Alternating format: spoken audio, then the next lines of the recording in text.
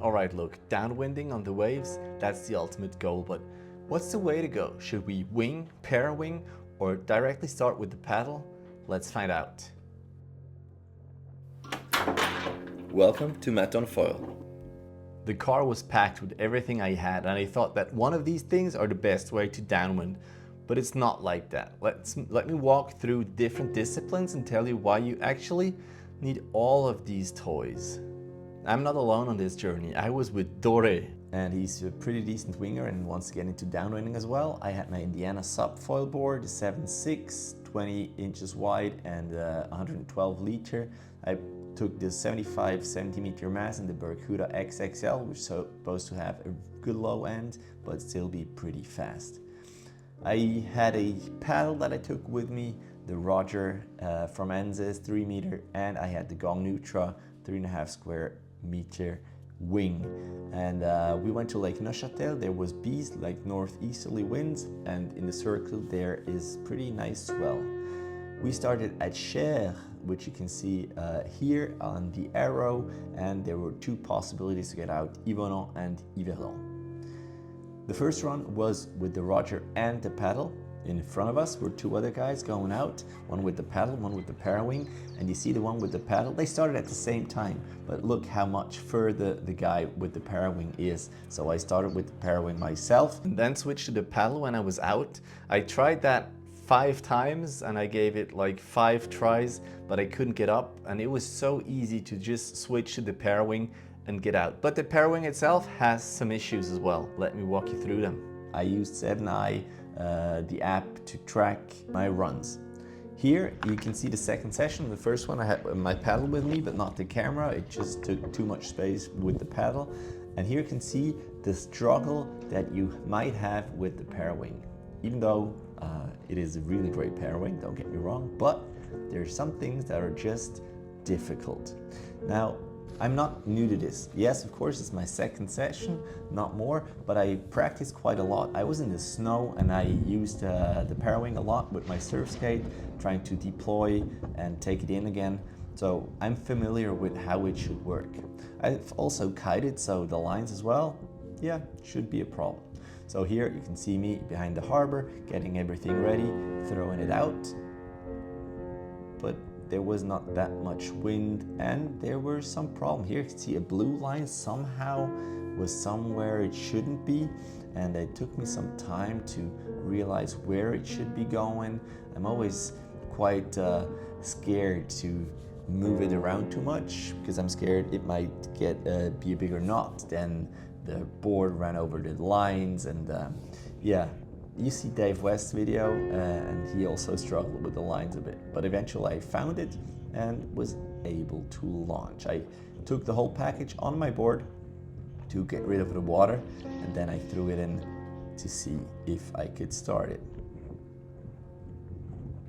If you have your feet in the water, like I do, and paddle a little bit backwards, the Parawing should deploy by itself, and it did. So behind the harbor, of course, the wind is pretty shitty and you have to have a little more balance, but with the big board it wasn't really a problem. I would have been faster out with the paddle this time, but if I would have prepared it on land, it wouldn't be that bad. Now getting out, no waves at all behind the harbor, so I could start to get the feel, get the groove back on. Of course, the camera was in my way as well, so I put it down to actually start pumping.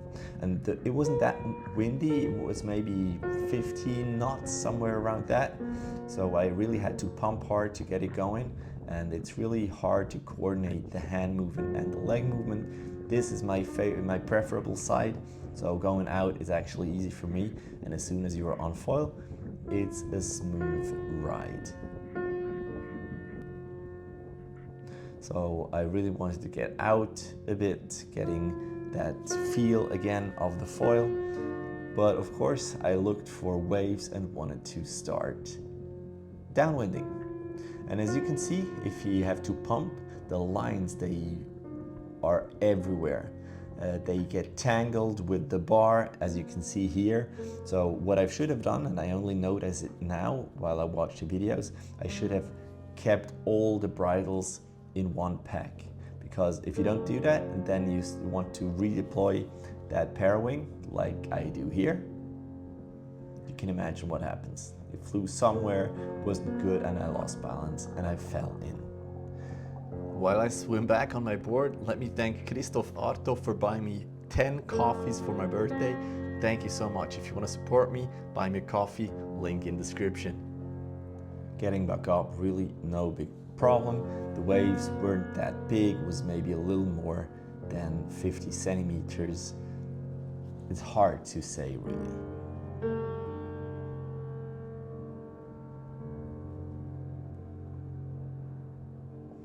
I usually hold the Parawing in the front part and in the middle, so you still have enough pull forward, but you can also like pull it in to pump, which really accelerates and helps to get up.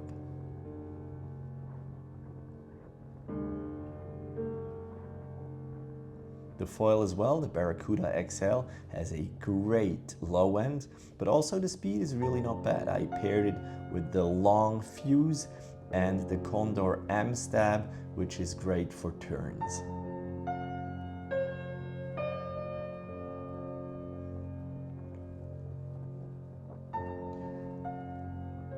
It's really hard to focus on the waves while also holding the Parawing, but I tried to take it in and redeploy it, and sometimes it actually worked.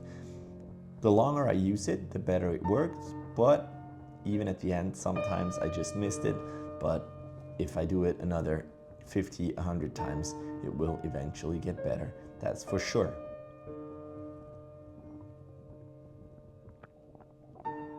Also, having a camera, not the best idea, because a lot of the bridles get tangled with the camera as well.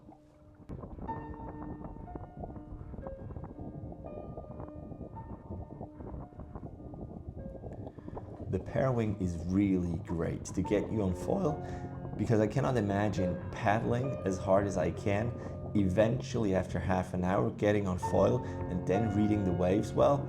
That's super hard. And with the Parawing, it's really easy to get on foil, so I can learn reading the waves and having not a wing in my way. So that's really a great thing. Here on my not good side, toe side, going back in with the Parawing in one hand, really a smooth ride. But taking it in on the wrong side, also that different feeling, and need to get practice. Now the wind dropped a little bit. It was maybe 10, 12 knots. And there I had really some problem to get it going. I couldn't start it, so I just had to cruise, taxi a little bit. Also hard with the waves to stay on the board. Now, when I fell in, sometimes the Parawing really went down, it drowned almost. The bar swims, so when you have it underwater, you have to really take it on your board, have the water go out, and then find the leading edge, and then you can throw it out again and paddle back with the legs.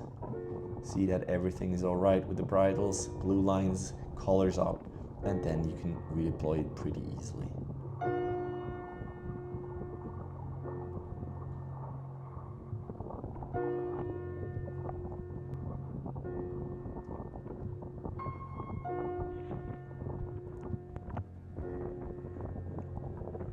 Having the camera in the way really didn't help neither, so I tried a one-handed pump up. I don't even know what you call that, but that eventually worked as well and got me going.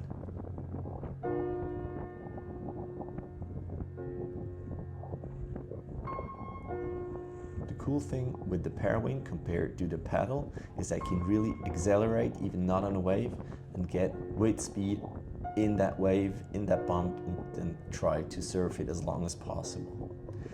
Yes, I probably would need a bigger, a smaller foil, a faster foil, so I can transfer easier to another wave, but that's for a next session.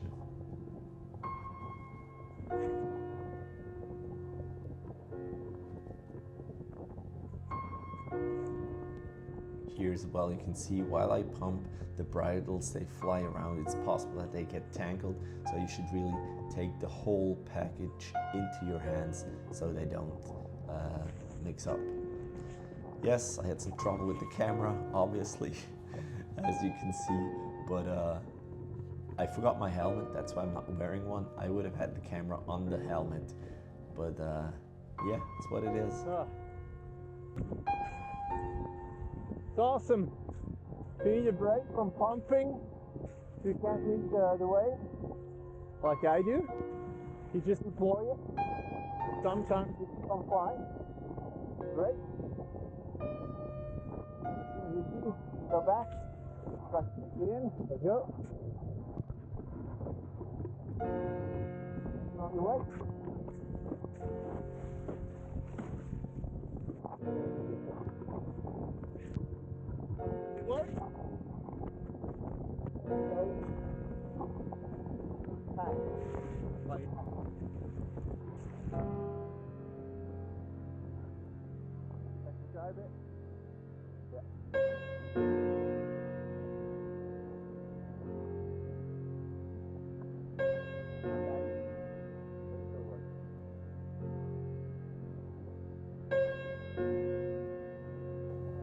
So sometimes I tried to jibe, not take it in, but just a regular jibe. It's easier if you have enough speed, so you can focus on that Parawing. Watch out that you don't run it over with your board to keep the hand up high. But it worked. It worked actually both sides in the end, but really it's a balance thing, and you just need to go a couple of times and focus on the foil, not that much on the Parawing.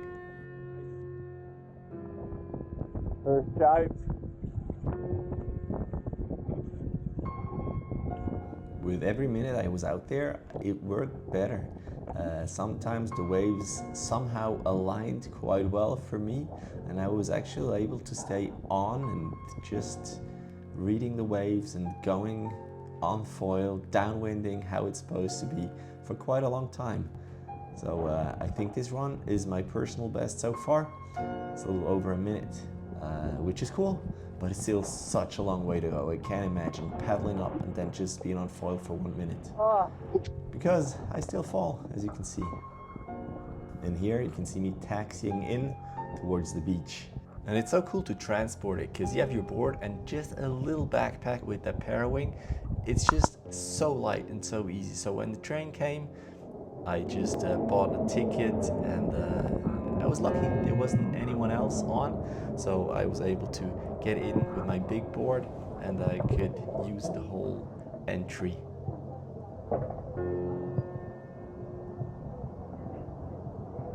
Watch out that you don't ding your board or your foils, that you don't stab someone. But people usually look and see what happens. They're pretty still excited to see someone crazy go out in cold weather. The train ride was 4 or 5 minutes here from Yverdon to Cher. The one from Yverdon took a little longer. It's like almost 15 minutes. And now let's switch to the wing. And the first thing I noticed, it really sucked to pump the wing. The Parawing is so much easier for that. Then carry it these 2 minutes towards the beach. Even if it's a small wing and it's light, compared to the Parawing, it's so much bigger. But you have your selfie stick. You don't need to worry about the camera. You just fix it at the end, and that's so cool. And actually, the way to fix it is really cool as well. Check out Yoma_3D, Matthias Haveli and Jonas. They're 3D printing camera holders for wings, for paddles. Really cool and quite affordable. So back on the wing, it was quite exciting to get back out with the wing. It's been a while, and it's so much easier to get on foil. So much more stability, so much stiffer, so much more control, and that's really cool to get up on foil. The wind dropped to about maybe 12 knots, and even the wave, the bumps were almost gone. But with the wing, it was possible. With the Parawing, I would have struggled for another half hour, maybe 40 minutes, when the wind started to rise again. But here, it was really, really low. I was lucky to have the wing. And 3.5 square meters, that's pretty small, I would say, but it was big enough to get into downwinding. And then again, if you feel like, ooh, it's pretty slow, I lost the bump, taking the wing back in, getting back power is so much more, you have so much more control with the wing than with the ParaWing. But when you're actually on the bumps and trying to really surf these waves, it is more difficult with the wing because you have this thing that you always need to have still, keep still. There's always something pulling you. See here, I have to use my right hand to actually keep it in balance. And that kind of was, yeah, it was not that cool. Compared to the ParaWing where you can just take it in and stow it away, it was more uncomfortable. But I felt less because I could get back on power again. Plus, you can see Doré behind me. It was so much easier to meet up and continue together and wait for the other one because we know we can always get back on foil pretty quickly.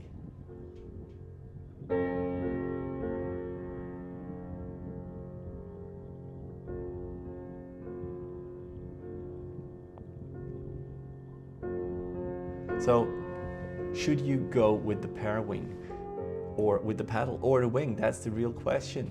I would actually suggest if you have a wing, start with the wing because like that you can already take it in free fly and try to read the bumps, go downwind with it, and you can also pack it up real easy to get back. So it's actually a good first step. You can also more easier go upwind. So that as well is a big advantage. You don't have to downwind and go on the train at the leeward. So that's a good thing. But again, if you do like an hour-long downwinder, you don't want to go back upwind for so long. So here you can see some footage of me just going downwind, trying to connect some bumps, trying to pump as long as possible, to have it in free fly as long as possible. But yes, if you know that you can just, with a little adjustment, fly further, go faster, then it's really hard to actually read the bumps and pump a little bit more. Needless to say, I was a bit tired already because that was the third run I did. So it's probably around kilometer, maybe 35.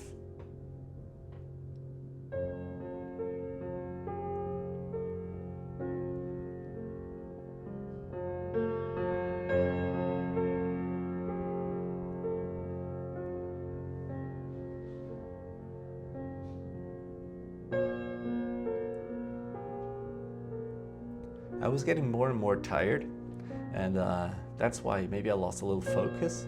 So you will see a few falls, maybe a little breach in a couple of seconds.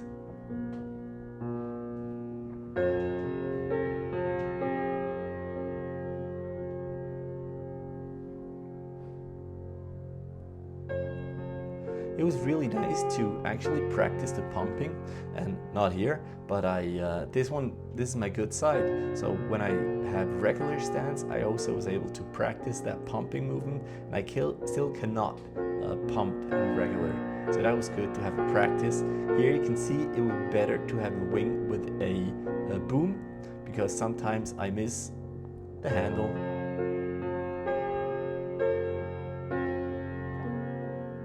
And here you can see the wing tip actually hit the water and it pulls you around, which is uncomfortable, and you don't have that with the ParaWing, so that's a big advantage of the ParaWing, of course. Oops, as I said, I didn't focus, went out too far. There was air going under my wing and I had a huge crash, but yeah, still good to cool down a little bit.